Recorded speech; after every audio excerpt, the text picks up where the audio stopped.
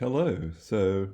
In this video, what I want to do is remove the ground that you see here, which is just that square that we created that we can practice our animations on, and add a background and add some platforms, or at least the start of some platforms that you can then continue from there. So this one we've kind of done before as part of the um, top-down game we looked at earlier, but I thought we should do it one more time just to see what's going on here. So you'll see here I have this rectangle down here, which was created as a square. It's called the ground. So I'm going to get rid of it because we're going to replace it with platforms and so on. So right now, if I was to run this, my character would fall all the way through. So as you might guess, I'm going to have to add some sprites. And we may already have these added, but I'm going to add them again. If you already have them added, you don't need to worry about it. So right now, all I have is the player. So as you might guess, I'm going to create some platforms, some backgrounds, and so on. So let me create a couple folders. So we'll create a folder. We'll call this backgrounds. So it can hold any of the pictures that are our backgrounds. And while we're here, let's call these maybe platforms. And as you might guess, you may also want to create more folders, like if you're doing objects and so on. I'm going to ignore that for now, but that allows me to get started. All right, so let me make this a little smaller. And then let's see. Okay, so here's my folder for my desert tile set. And if you look here, I've already had it open there. There's this tile, which ends up becoming the platform. So I'm going to select all of those and drag them into the folder called platforms. There we go. So it has all of those platforms in it.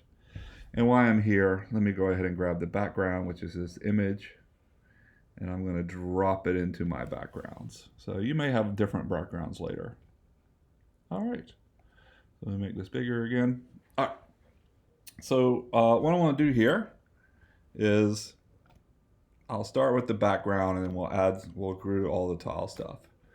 So right now I have this background image. So I'm just going to pull it over here into the hierarchy, and it adds a background, and you'll notice that I can make it larger, and I'm going to make it slightly larger than the camera, and I'm going to stretch it out a little bit. You can stretch it however you want.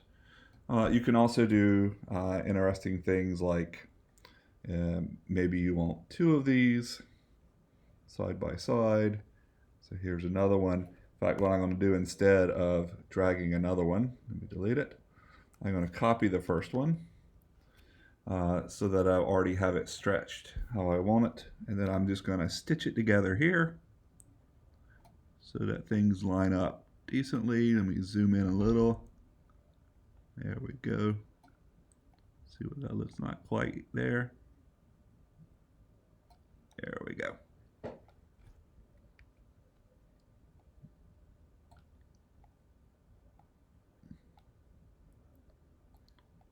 There we go. All right. So now if I zoom back out, you'll see I have a longer. Now there's different ways to do this, but this is a simple one. So you'll notice over here in my hierarchy, I have BG1, BG and BG1. And I'm going to organize that by creating an empty object called backgrounds. And then I'm just going to drop those two into there. Okay. So what that allows me to do is kind of hide the background. You'll also notice that when I drop the backgrounds in, my character disappeared. So my little adventure girl that's supposed to be here should fall down, which there's no platform currently. But we have, let me rename this because I did it wrong. Background, there we go. So I need to sort of get some ordering here. And so if you go in here to your player and choose my player, and I'm going to close some of these, and I'm going to go into the sprite renderer. So in the sprite renderer, under additional settings, there's this thing called the sorting layer. And right now you'll notice that the player is on default. And I have already set background and foreground here. So if you don't have that, what you want to do is go to add sorting layer. And then you want to hit the little plus button and add a new layer. Okay.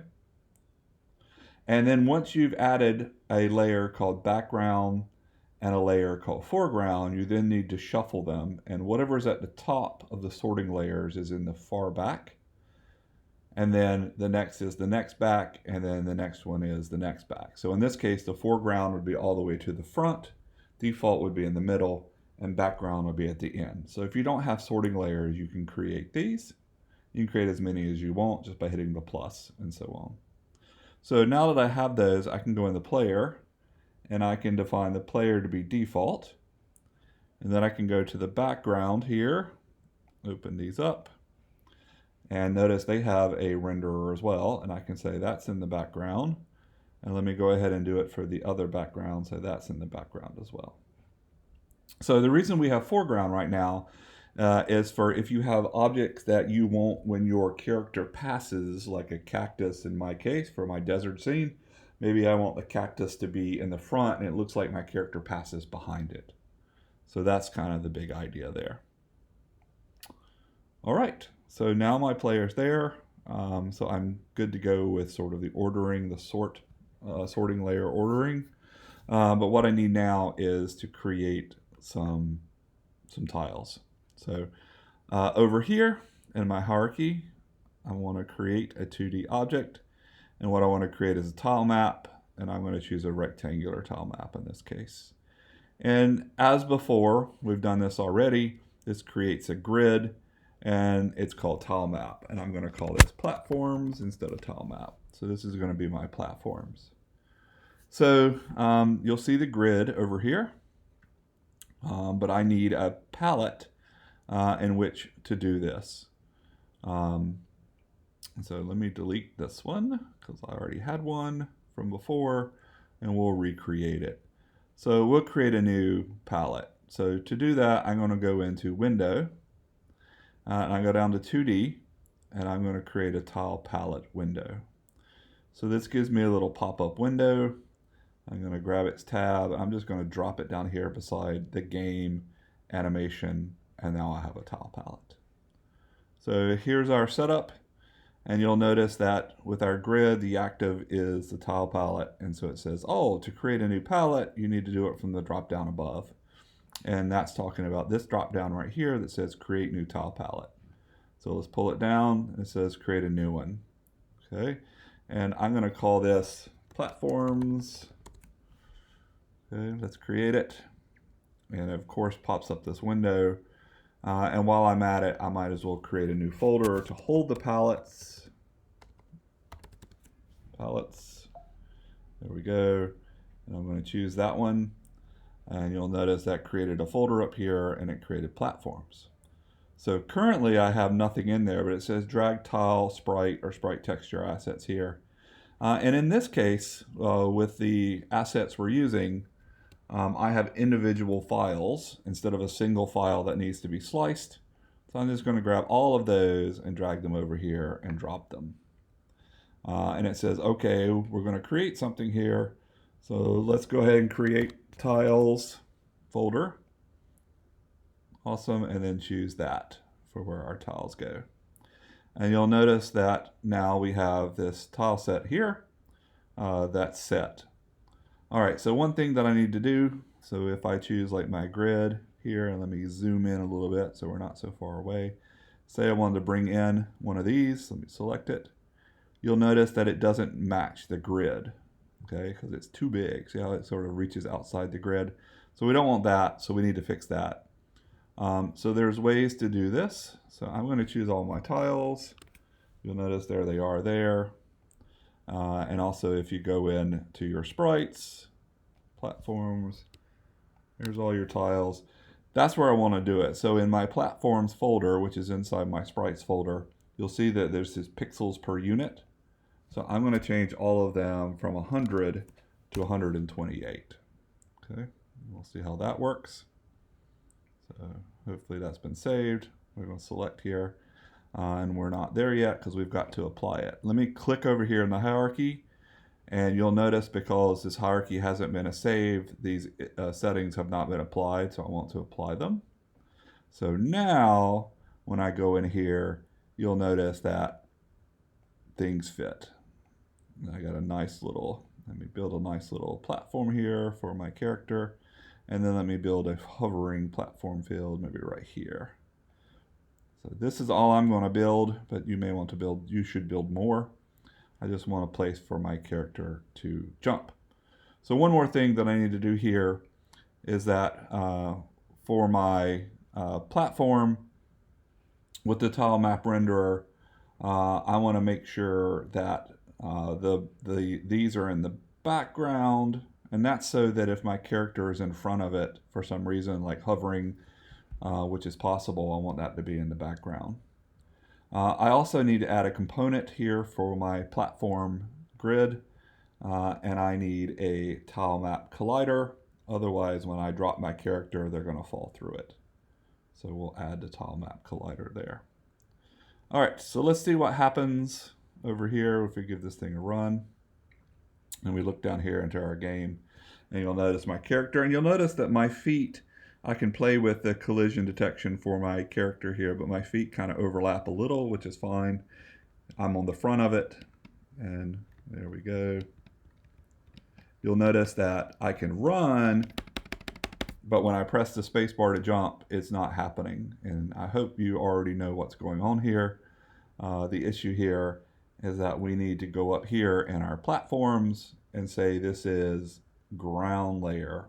Otherwise, our logic for deciding when we're allowed to jump doesn't see the platforms as ground, and so we're not allowed to jump on them. So let's hit that again after changing that to layer ground. And you'll notice now we can jump. So I can jump over, and I can jump over. Awesome. All right. So one other thing that I want to make sure is set is for my player here, I want to do a couple of things. So close the sprite blender. Let's look at the rigid body. I want you to make sure that for your player in the rigid body, it's using continuous and not discrete. So I think we changed that in the previous where we made the jump better. That tends to make things a little better. The other thing I want to do is I want to add a material to my player. So right now my player, if I get to edges, I can kind of hover off the edge. It's not as easy as I can be because I don't have it set up. You notice I kind of slid a little bit. But also if there are, let me go ahead and do this. If there is a wall over here, so let me go into my grid and my palette and add a little wall over here. Maybe I'll just use this. It's going to be off the screen, but something that I can't go through. Give that a run. So you'll notice that my player can kind of stick to the wall, which I don't want to allow to happen. So over here in my assets, I'm going to create a 2D physics material, and I'm going to call it slippery. And then over here in the inspector, I'm going to set the friction to 0. And what the idea of this is to make my player slippery. So let me, while I'm over here, go ahead and create a folder to hold materials.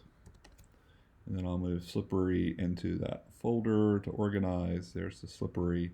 And then in my player, inside the rigid body, I'm going to drag slippery and give that as the material for the rigid body 2D. So now if I run this, I can't stick on that wall, which is important. All right, we'll stop there. You should be able to build out a really interesting sort of platform environment in which to run in, and I'll see you in the next one. Bye.